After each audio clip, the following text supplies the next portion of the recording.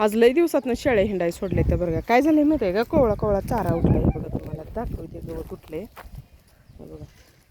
आणि संध्याकाळ झाली आहे, 5-6 वाजले. उगत चला म्हणलं शेळ्यांचं जरा पाय मोकळं करूया, खाते ते का बघूया. तर शेळ्यांना आमची हिंडायची सवय आहे, त्यामुळे हिंडाय सोडल्यावर लई खुश असते ते शेळ्या. काय नसते त्यांचं, लय भारी हिंडते त्या. कुठं चालला लय पळायचं नाही. नीट हिंडला तर उद्या सोडणार, नाही हिंडला तर उद्या पण नाही मग सोडणार. खाते ते शेळ्या, आमच्या सवयी आहे शेळ्याच नाही. त्यांना हिंडायला म्हणलं का लय भारी वाटतं. कधी त्रास सोडतोय बरं का हिंडायला, रोज रोज नाही सोडत. आज लई दिवसातनं सोडले. आतापर्यंत हिंडायला बी काय नव्हतं आणि शेळ्या सोडलं पण नव्हतं. आज जरा सोडले, चला म्हणलं ह्यांना जरा पाय मोकळं करूया. ह्यांचं लई दिवस झालं सोडलं नाही. जरा पाय मोकळं केलं म्हणजे बरं असतं. आणि आपल्या शेळ्या सांभाळतो ह्यांना आपण मोकळं सोडलं तर चालतंय, पण जे आपण पिल्लं भरलेले असते ती बघा 4 महिने सांभाळून विकायला, त्यांना मोकळं सोडलं ना त्यांचं वजन वाढत नाही बरं का जास्त. म्हणजे आपल्याला म्हणावं तसं आपण जसं खाद्य घातले तसं वजन वाढत नाही. त्यामुळं बारकी पिल्ली घेऊन मोठी करून काय म्हटलं ती पिल्ली सोडून चालत नसते. आणि ह्या शेळ्या असते त्या, ह्या शेळ्या सोडल्यालाच चांगलं.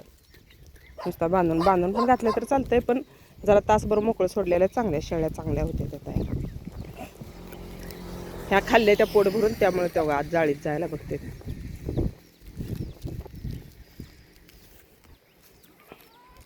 पांढरी पाट विकायची आहे आपल्याला. एक दादाची कमेंट आल्या, पांढरी पाट पाहिजे, नंबर सांगा. तर आपला पत्ता लिंगणूर, मिरज तालुका मिरज आणि लिंगणूरमध्ये आहे. पाहिजे असली तर घेऊ शकता. पाट मस्त चांगली आहे जातीला ते. आणि जरा डॉक्टरांचा सल्ला जर घेतला, जरा ट्रीटमेंट केली तर ती पाट गाभण जाते. असं काही नाही 100% विकायचं. जसं चांगलं बऱ्यापैकी गिराईक आलं तर द्यायचं आहे, नाही तर मग काय हाच डॉक्टरांचा सल्ला घ्यायचं आणि मग आता ट्रीटमेंट त्याची चालू करायची आहे. पाट चांगली आहे म्हणून ठेवलं. आणि पाट काय माझ्यावर येणं झाल्या, त्याचं काय कळेनाच झाले पाटच.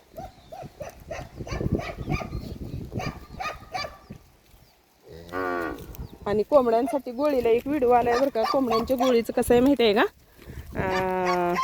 त्या गोळीचा मी व्हिडिओ टाकलाय अगोदरचे जे आपली व्हिडिओ आहेत त्यावर जाऊन बघा.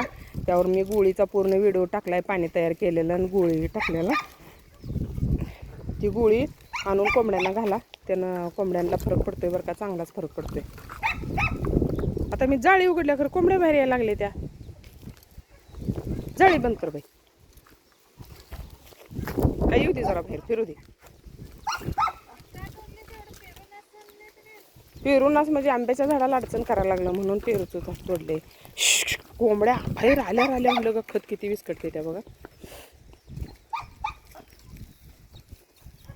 त्यांचं चालू झालं खर लगेच करून मोकळं करते. ह्यांना आतच घातलेलं बरं बाई. ते खाद्याची भांडी भरून ठेव. येईल खायला. चल इकडा.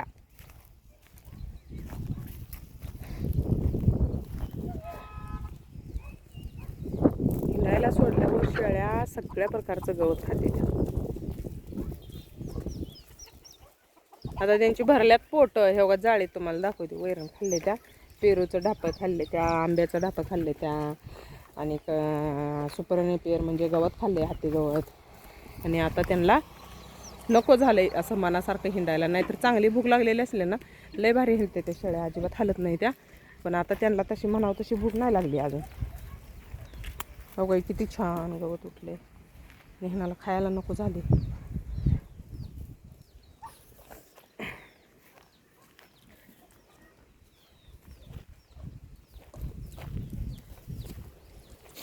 ही विकायची आहे बघा पाट, एकदम मस्त. आमची तर लय आवडीची आहे. आलं गिराईक चांगलं तर द्यायचं आहे, नाहीतर मग ट्रीटमेंट चालू करणार आहे. बघायचं जात्या का गाभण आहे ना.